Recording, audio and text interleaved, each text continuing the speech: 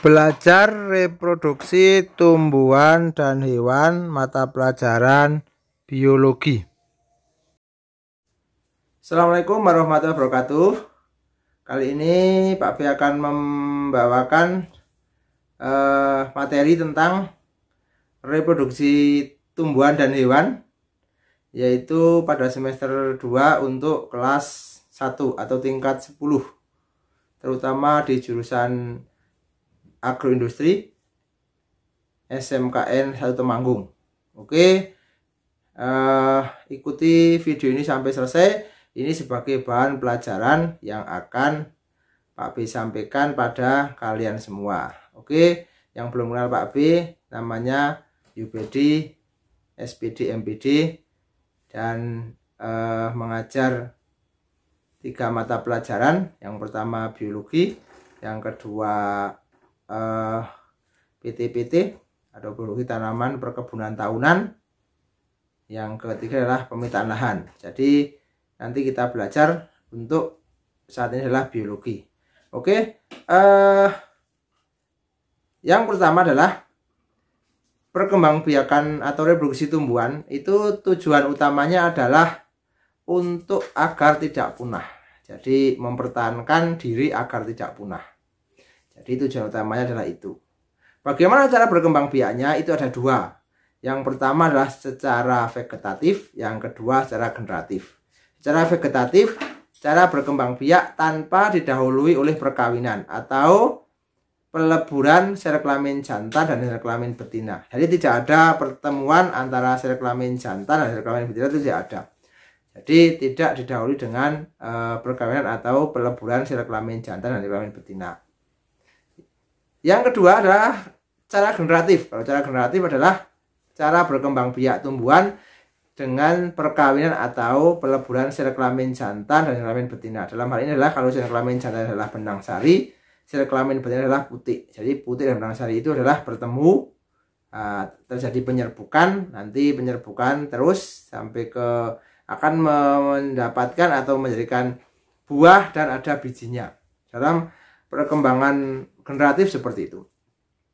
Untuk perantara penyerbukan, nah ini setelah ini kami atau Pak B jelaskan tentang perantara penyerbukan ada beberapa. Yang pertama adalah dengan perantaraan angin. Kalau perantaraan angin namanya anemogami.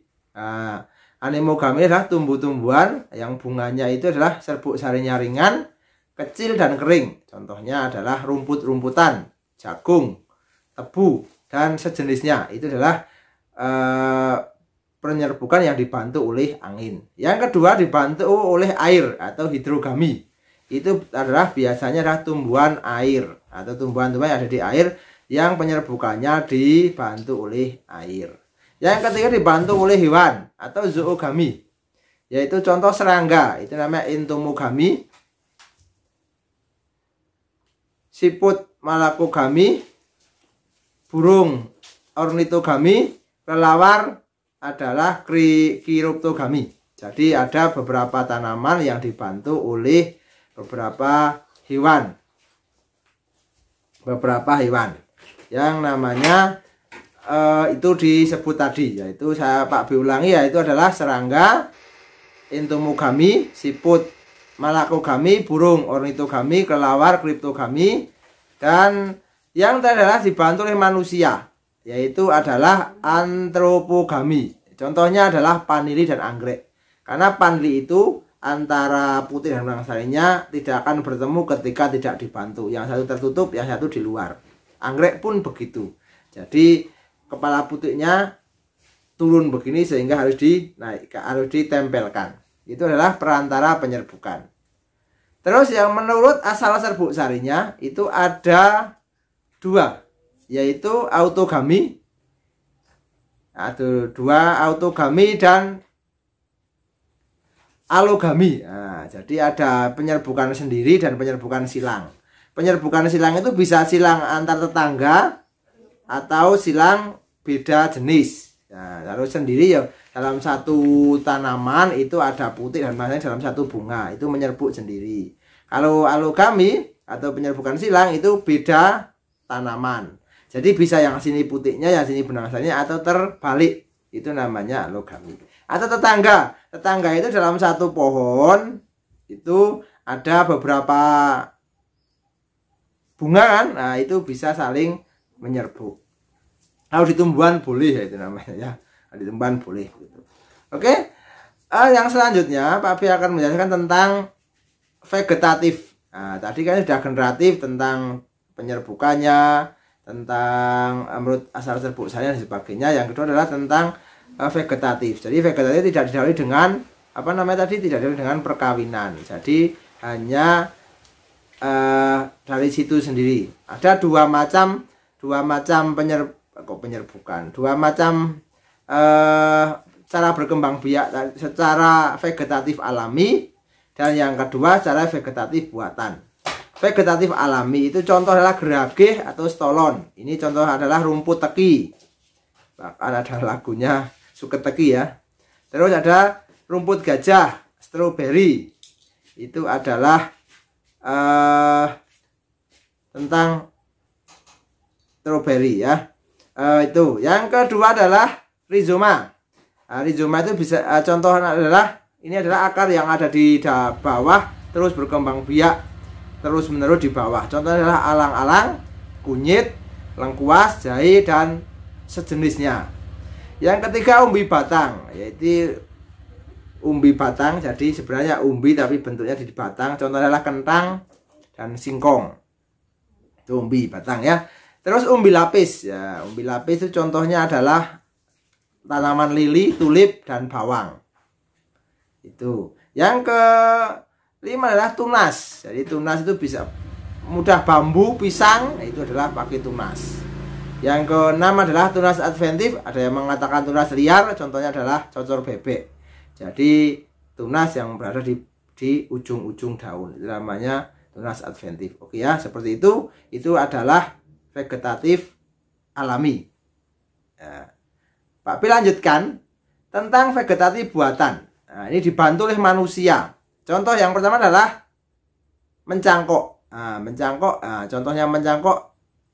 Mencangkok itu ya pohon atau dikerat, diambil kulit luarnya sampai kambiumnya, dikasih tanah sama pupuk kandang, harus dibungkus, nanti akan timbul akar-akarnya dan digunakan untuk bibit selanjutnya.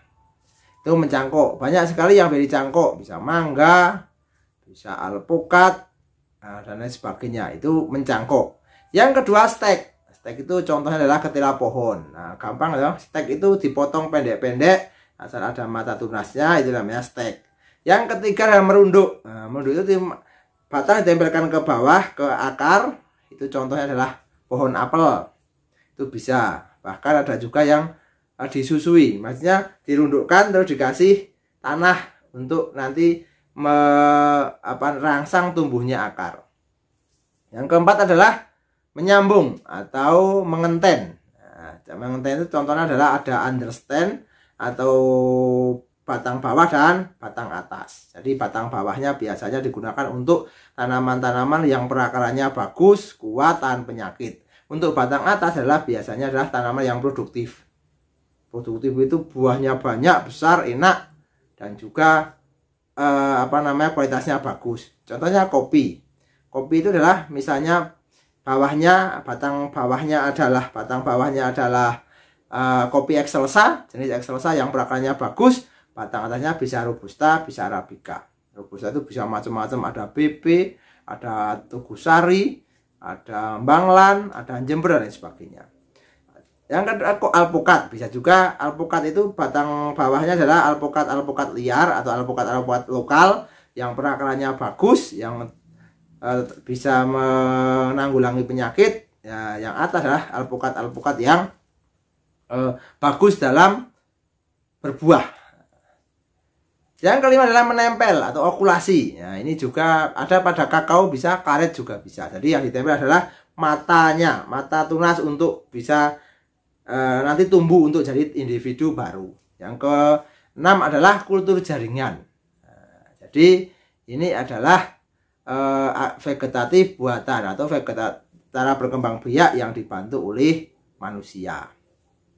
Terus Cara memencarkan, nah ini setelah semua sudah selesai, ini dipencarkan. Tadi sudah ada, yaitu tadi memencarkan atau faktor yang bisa menambah menjadi banyak itu adalah ada angin, ada air, ada hewan, dan ada manusia. Itu memencarkannya. Bisa juga toh tanaman dari Jawa dibawa ke Kalimantan, dibawa ke Sumatera, dibawa ke Sulawesi dan sebagainya. Itu namanya memencarkan.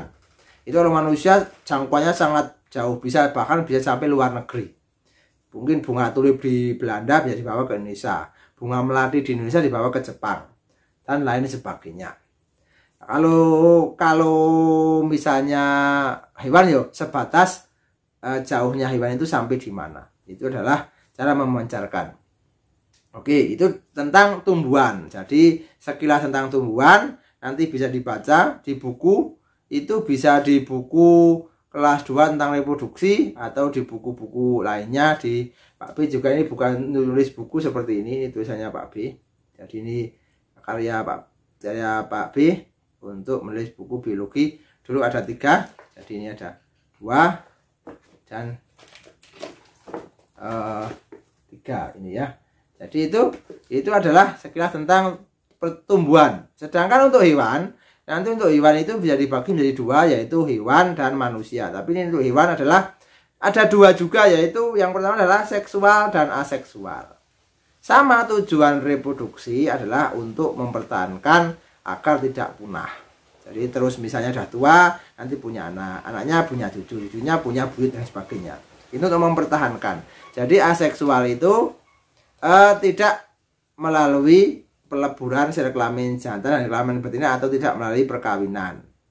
Itu namanya aseksual. Banyak contohnya, bisa fragmentasi, contohnya di cacing, tunas. Itu hewan hidra, ubur-ubur itu pakai tunas ya. Terus sporulasi atau pakai sepura, contohnya adalah plasmodium. Itu penyebab penyakit malaria itu adalah hewan atau yang reproduksi menggunakan sepura. Terus visi itu terus pecah dari 2, namanya paramecium atau membelah. Di situ membelah ya, namanya paramecium. Contohnya yang selanjutnya adalah parthenogenesis, jadi langsung jadi larva. Itu adalah vascular hepatica atau cacing hati. Kita kan nggak tahu cacing hati itu bentuk besarnya seperti apa, ya cacing itu ya. Itu adalah yang aseksual. Sedangkan yang seksual adalah hewan yang cara perkembangbiakannya didahului dengan perkawinan. Jadi nanti atau juga didahului dengan peleburan sel kelamin jantan dan kelamin betina. Kalau hewan tingkat tinggi ya sel sperma sama sel ovum bertemu, nanti jadi embrio menjadi morula, blastula dan menjadi individu baru. Itu adalah kalau hewan tingkat tinggi. Oke. Terus kalau seksual itu ada 3 macam. Jadi ini ada 3 macam. Ini Pak B hanya sekilas saja tentang hal ini. Untuk mempelajari lebih dalamnya nanti Pak B akan share materinya. Ya. Satu adalah vivipar. Jadi makhluk hidup yang berkembang biak dengan cara beranak. Contohnya kambing, kerbau, kuda, gajah dan sebagainya, itu vivipar. Termasuk manusia, itu termasuk vivipar. Yang kedua adalah ovipar. Nah, ovipar itu berkembang biak dengan cara bertelur. Contohnya sejenis burung, semuanya burung dan unggas. Itu adalah menggunakan cara berkembang biak menggunakan telur, nanti telur dirami menetas. Menetas nanti jadi individu baru. Itu adalah ovipar. Yang ketiga adalah ovovivipar. Ada yang mengatakan bertelur dan beranak, bukan berjalan beranak tapi bertelur langsung menetas. Karena telurnya sebelum jadi dirami di dalam. Contohnya adalah kadal. Kadal itu dirami, nanti begitu keluar telurnya itu langsung menetas menjadi anak kadal atau kadal kecil yang sudah jadi bentuknya kadal. Yang kedua adalah ikan hiu. Ikan hiu itu telurnya dirami induknya betina, nanti sampai keluar sudah jadi ikan hiu. Itulah sekilas tentang reproduksi hewan, tumbuhan dan hewan yang Pak B sampaikan. Semoga bermanfaat. Kalau ini berhasil bermanfaat, jangan lupa bantu ya, like, subscribe dan komen.